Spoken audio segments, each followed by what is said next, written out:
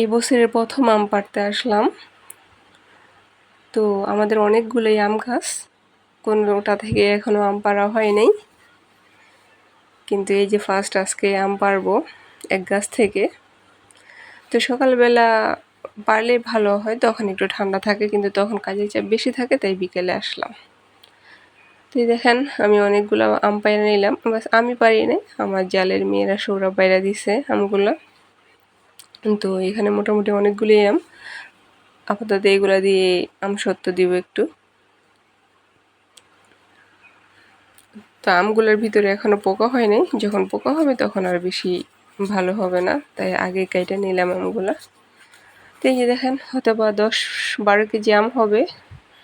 তো ওগুলো আমি রাত্রে একটু কেটে রাখছি, যাতে সকাল সকাল চুলায় আগুন ধরানোর পর তাড়াতাড়ি আম সত্ত্বটা দেওয়া যায়, রোদ উঠলেই, যাতে প্রথম রোদেই আম সত্ত্বটা দিতে পারি। তো আমার মেয়েরা একটু আম সত্ত্ব বেশি পছন্দ করে, তাই আমি প্রথমে কিন্তু আম সত্ত্বটাই দিব, পরে দেখা যায় আচার ঝেলে যাই হোক বা মোরব্বা বলে একটু পরে দিব। মোটামুটি ওদের কিন্তু অনেক আম কাছে আছে। তো আমি প্রথমে চিনি অ্যাড করি নাই, একটু লবণ আর 3-4টা তেজপাতা দিয়ে দিলাম, আর একটু অনবরত নাড়বো যাতে তলানিতে না লাগা যায়। আর আমি কোনো পানি অ্যাড করিনি, কোনো রকম পানি অ্যাড ছাড়াই কিন্তু আমি আমগুলা জাল দিতে আসি।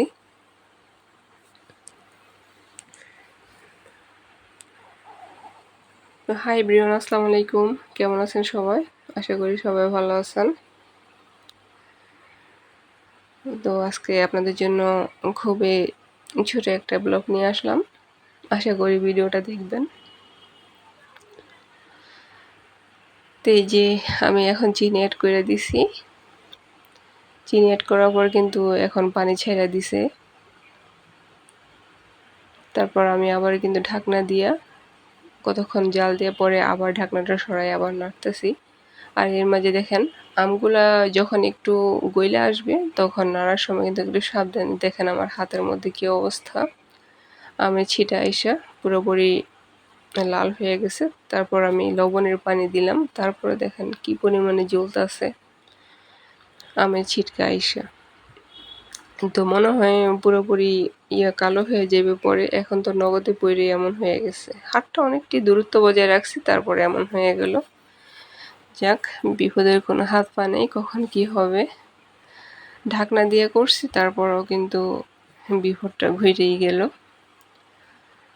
তো আমগুলা জানি হওয়ার পর আমি কতক্ষণ ঠান্ডা হওয়ার জন্য নামিয়ে রাখছি।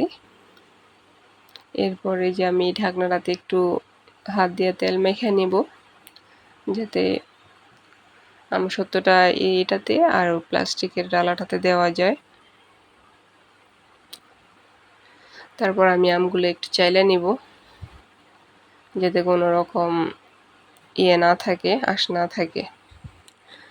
তো আমার আজকের ভিডিওটা আপনাদের কাছে কেমন লাগতেছে প্লিজ কমেন্টে জানাবেন, আর কে কোথা থেকে দেখছেন তাও জানাবেন, আর এই বছরের আম দিয়ে কে কি দিলেন তাও জানাবেন।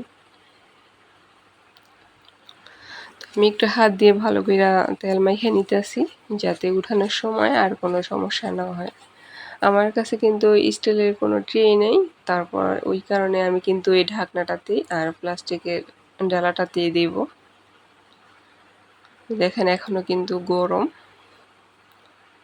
আমি কিন্তু হাত দিয়ে না নিয়ে এটা দিয়ে একটু করতেছি, যাতে আস্তে আস্তে পড়ে। এখন দেখতেছি যে এটা দিয়ে তেমন একটা পড়তেছে না, দেখা যাক এটা দিয়ে পড়ে কিনা, তারপর আমি অন্য একটা নিব।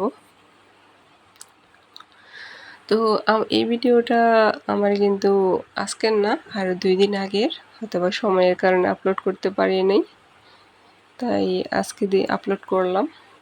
তো দেখেন আমি ওইটা ছাইড়া পরে এখন আরেকটু বড় ছিদ্রযুক্ত আরেকটা নিলাম, যাতে আমগুলো একটু তাড়াতাড়ি পইড়া যায়। দেখেন এখন খুব সুন্দর করে পড়তেছে।